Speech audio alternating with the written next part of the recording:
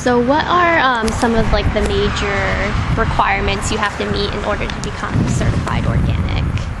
Well, you can't use anything that's any restricted things. You know, I can't go get a bag of 10, 10, 10 at the hardware store for fertilizer. But they do that at other places that aren't certified, and they basically have little restrictions on what they can use.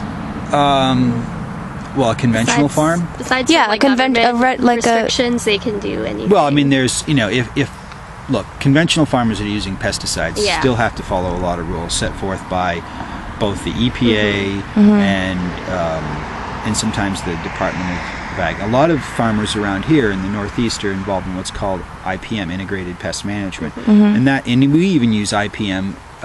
The traps are down now, but in our sweet corn and in our squash, the county extension agent sets up traps, monitors the number of bugs, and then if we had an issue, then he would say, well, your bug count is X, and that's represents the economic threshold of, you know, it's worth applying a spray. Right. I haven't, you know, ever responded to applying a spray because nothing I have that I could use would be very effective in most cases anyway. But a conventional farmer then can target the times he sprays based on, rather than just saying, well, it's Friday morning, I'm going to spray everything. Right. And there are probably some farmers that do that as well. So what else? We also know that you have to submit an application every year. Yes. Yeah. To be certified organic, if you produce over $5,000 of an organic crop, any crop. I mean, you could do 10 different things, but as long as you're over $5,000, then you have to be certified organic to call your product organic. Okay. So there's an application process.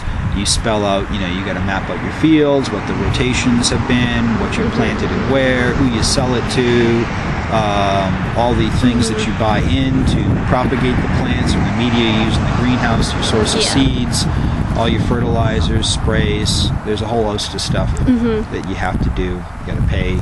You know, do they come and do they check? The inspector comes by. An inspector, okay. The inspector comes by, checks your records, inspects your fields. It's pretty straightforward. Yeah. You know, there is a lot of paperwork involved. Yeah, it is kind of I can imagine. It is kind of, you know, another chore that we really don't need to do, but you know, to be certified organic, that's just part of it. I think a lot of people feel more comfortable when they see that you're certified. Well, you know that you've met a minimum standard, you know, and you know that, I mean, like I said, there are still a lot of certified organic farms that can spray a whole host of things that are approved. You know, right, that's what I was well, I know that the people that are very, very into the whole like 100% organic, they have a problem with anything being used that's not. And is that different from being certified with the USDA? Or? Well, if you can be certified organic and choose to spray nothing, right? You know, that's impossible. It's almost. Well, we spray. I've only sprayed in the past 3 years things that don't even require me to have a pesticide license. Right. They're things that are not listed products. They're basically just oils. Okay. They're so that's oil. Is that an organic technique used for is different types of oils? Yeah. Okay. Yeah, they're made by this company called Brandt Chemical. They're OMRI approved, which is the Organic Materials Research Institute, which approves products. Some products can carry a specific listing. Other products are more generic and may not have a listing, like lime or wood ash. You know. So you said wood ash, lime, the mechanical farming, and this last one. Is that the basic techniques that you use as alternatives? The basic techniques would be one that we use. We build soil health through compost, green manures, cover cropping. So And the second, and then of course we use mechanical cultivation for our weed control. Okay. And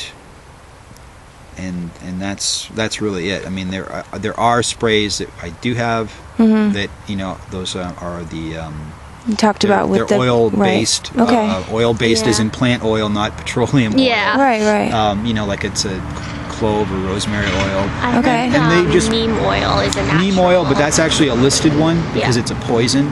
Oh. So, I mean, there's a lot of organic poisons. Yeah. Yeah, definitely. And, I mean, some of the common ones used by organic farms are pyrethrins, which is developed, I think it's from the chrysanthemum. Oh, wow. But it's a broad spectrum insecticide. Yeah. So it will kill your bees, it'll kill your beneficial insects, it'll kill your targeted insects. So you have to be really careful when you use that. You don't want to be spraying it on your cucumber and squash crop when the bees are out. So you have to be careful when you spray. Neem oil also, I think, is a broad spectrum. You know, it's from the neem tree. There's the BTs, which are targeted. And those, I'm sorry, it's a foreign subject. So I just want to be clear. The BTs are Bacillus thuringiensis. and those are an insecticide. Those are an insecticide. Yeah. Okay. Yeah. The oils that I use, and I having a brain cramp over the very moment. I can't remember what their Ecotech and Sporotech are the two brand names. They both serve as insecticide and a fungicide, and the way they act as a fungicide is they basically just put a barrier coating on the leaf surface that makes an inhospitable home for the late blight or early blight or any of these diseases we can get. They're not very effective. No. I mean, it's what about the ladybugs? Do you ever? Well, ladybugs, I've been told by our woman that does our IPM that she never saw more ladybugs on a farm than ours. Really? Great. So that's good, right? Because it is good. They're natural. They're a natural predator. Yep. Yeah. Yep. Now, what about? Do you have any problems with small rodents like rabbits? Oh yes. And Not so much rabbits, but voles and yeah. big animals called deer.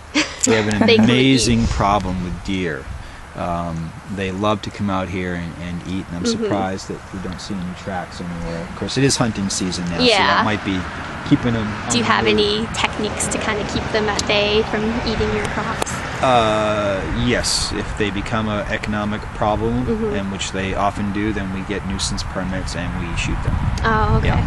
Yeah, my husband his mother has a garden, and they have a huge problem with voles.